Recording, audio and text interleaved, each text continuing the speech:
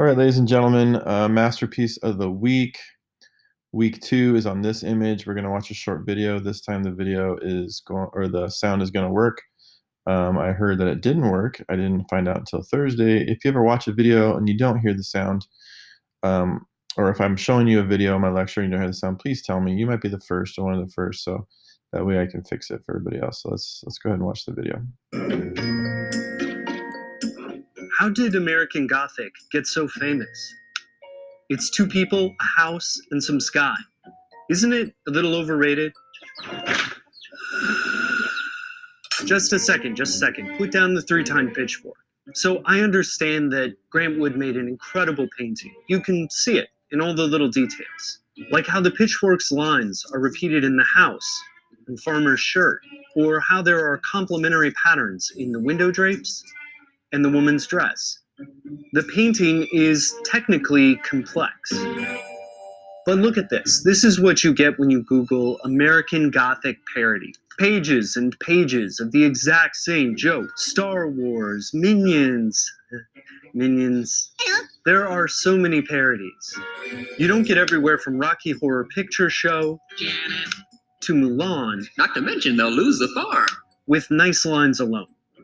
These parodies happened because there was something bigger that made this painting so famous.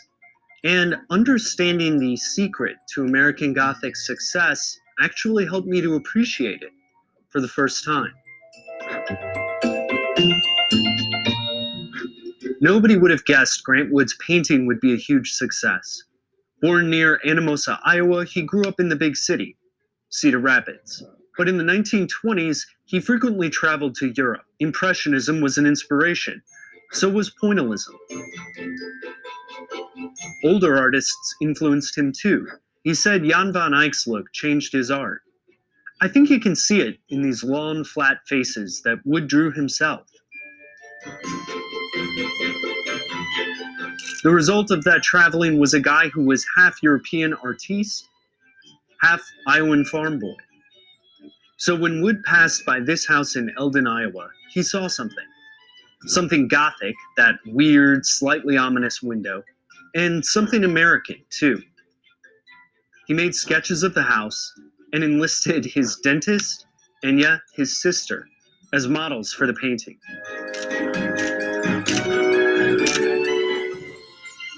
There were some tweaks as the painting developed. The weeds in front of the house disappeared. The original rake became a pitchfork.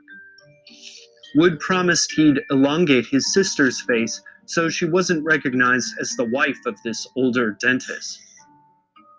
Wood completed it in 1930. That year, the painting made its way to the Chicago Art Institute for a contest. But it got bronze, 3rd place. The first mention in the New York Times was dwarfed by an ad for stomach acid medication. Wood sold American Gothic to the museum for $300.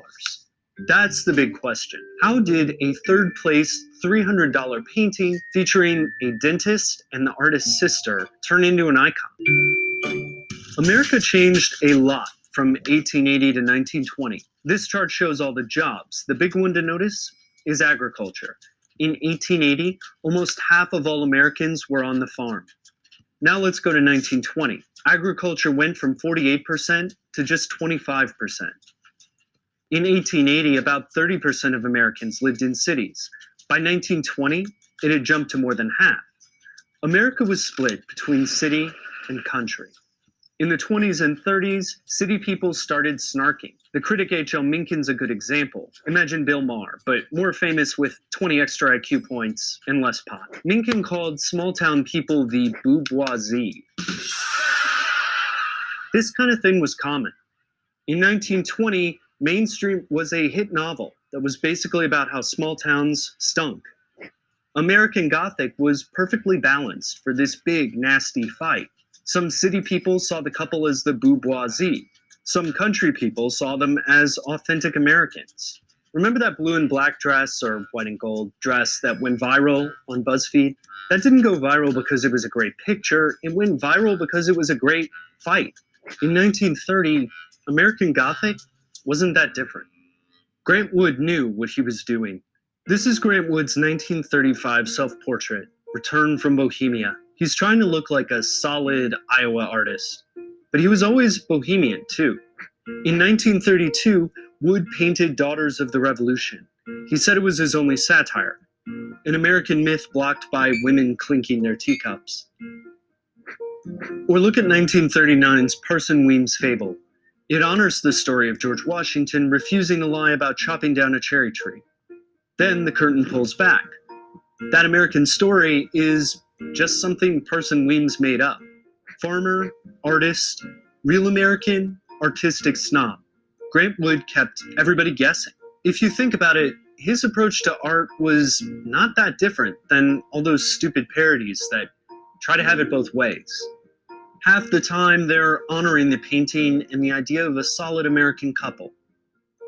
And half the time, they're calling it a joke. What the satirists might not realize is that when Grant Wood painted his sister and his dentist in front of a house in Eldon, Iowa, he was doing the same thing.